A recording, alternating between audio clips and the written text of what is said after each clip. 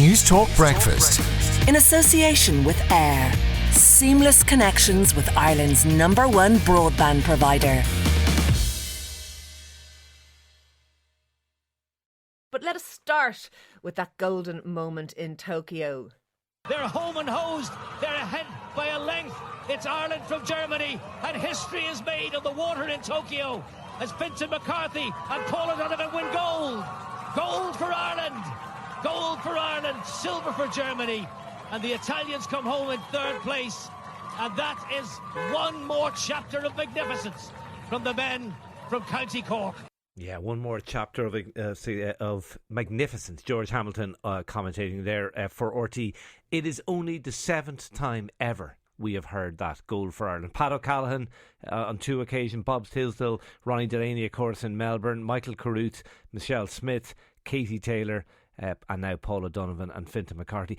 There's an argument to be made, Ciara, that Paul O'Donovan is our greatest Olympian ever. He's now won a gold and a silver. I know Pat O'Callaghan won 2 medals, but that was less competitive times, I think it's fair to say. Obviously Michelle Smith won more medals, but there's an asterisk, I think it's fair to say, in relation to that.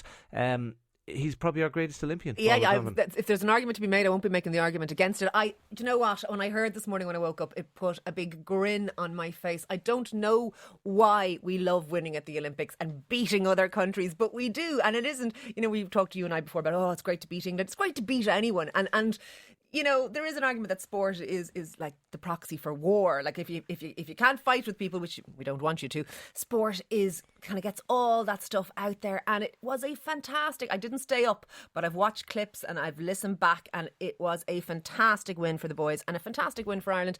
And it lifts us. It's fun. I don't know. I have nothing but positives to say about it. It's just brilliant. And what is in the water down in Skibbereen in West Cork, because they are producing these extraordinary rows? Well, you know what? Let's find out. Let's go to Violet Hayes, chairperson of Skibbereen Rowing Club. Congratulations, Violet. You must be absolutely thrilled.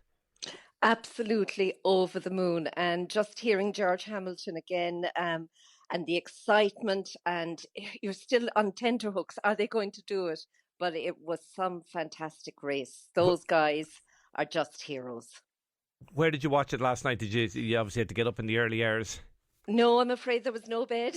Bed we didn't not until 4 this morning. And no, we stayed up to watch it because there was some very good rowing beforehand. We watched Aoife Casey and Max Cremen. They got second in the B final. Aoife is the daughter of Dominic Casey, this magnificent coach of the world, and then obviously we watched Paul and Fintan, and our hearts were in our mouths, but at the same time it was just amazing. We just can't get, Skibbereen is buzzing, Skibbereen is hopping. It's been branded for the Olympics. If you actually put Skibbereen on the medal table now and Daffodil Parish, we're all smiling. Per capita, you have the most Olympic gold medals anywhere in the world. I think we can definitely say that. Was there a moment you kind of relaxed and said, you know what, they're going to do it? How close to the end did you say, yeah, they have it, they have this in the bag? I didn't until the boat touched the line, because we'd seen in previous races somebody can miss a stroke. The Norwegian crew in the semi-final, who were very hotly tipped as well, they capsized. The actual waterway there is quite rough. It's seawater. So no, we did not relax until that boat hit the line. And then the shouts could certainly be heard. If not in Cork, maybe in Dublin. I think I heard them all right. I think I heard you roar. Gosh, you might have done, Shane, yeah. So listen, what is it? What is it about Skibbereen that you're producing these extraordinary roars? Oh, I don't know. There's the club is 51 years old, which in rowing terms isn't that old a club. There is a magnificent river. The Island River is just amazing.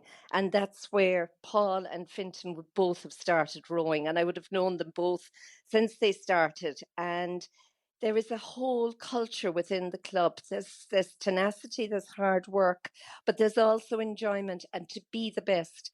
I think there's a great sense of place and of pride and of community. There's a much broader community behind the club in Skibbereen, and these guys are all from the parish of Affadown, just outside Skibbereen. So there's a whole sense bringing them, and then Dominic Casey. Like, what more can you say? He's won World Coach of the Year.